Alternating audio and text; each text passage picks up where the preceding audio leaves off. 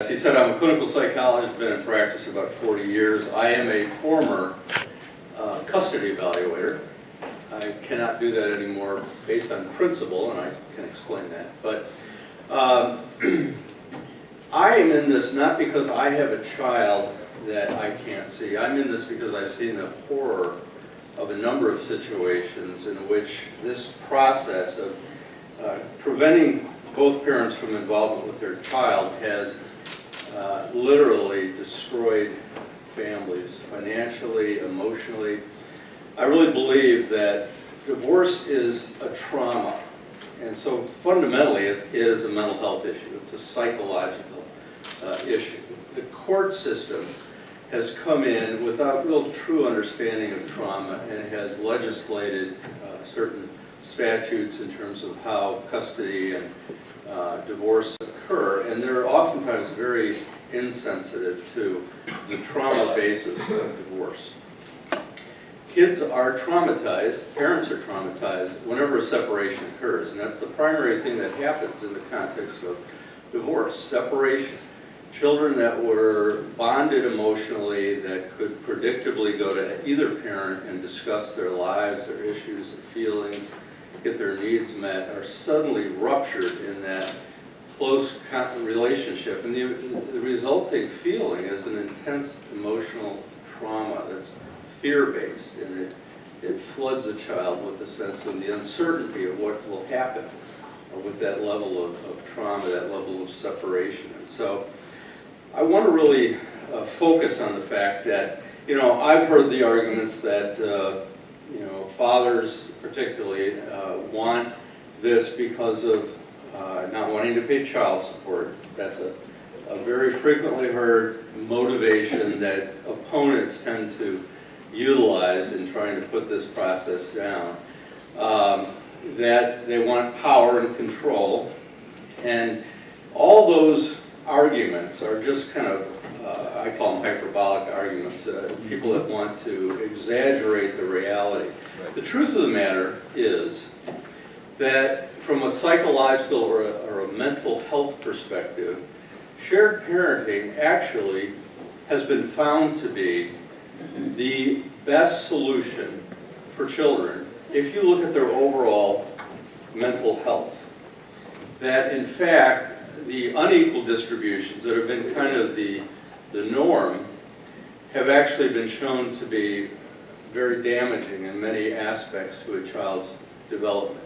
If you think about it, children have a connected relationship with both parents before divorce. They're gaining the benefits from both parents. They have a sense of, the father contributes certain things, the mother contributes certain things. Parents are unique. They don't contribute the same things. Oftentimes, and this is kind of a generalization, but oftentimes fathers are more involved in risk-taking. They tend to push their kids to take risks and to do some unique things. And that's very important for a child to develop a sense of confidence and competence in their ability to move outside easy and safe ways of handling things. Mothers, on the other hand, contribute a real caution about issues such as safety. And so when you get the combination of those two, that child is experiencing a balanced emotional input from two parents. When that process is disrupted and the child no longer has one or the other of those influences, the child's ability to experience balance in the inputs of their life is really disrupted. My wife always wants me to tell people, I have no dog in this fight. My kids are, in my home. My, again, motivation is simply recognizing that the way things have been has not been in the best interest of children.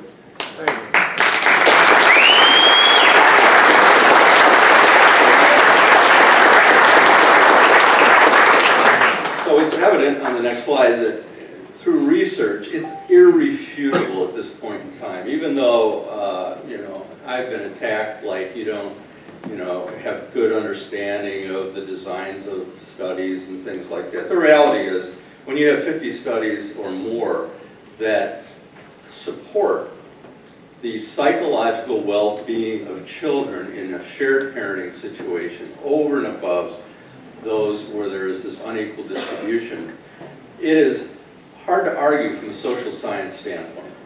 In fact, if you want to look at a summary, I put a summary article on there that kind of goes over many of the studies and many of the results, and all of them are very supportive of the idea that shared parenting contributes to the best interest of a child.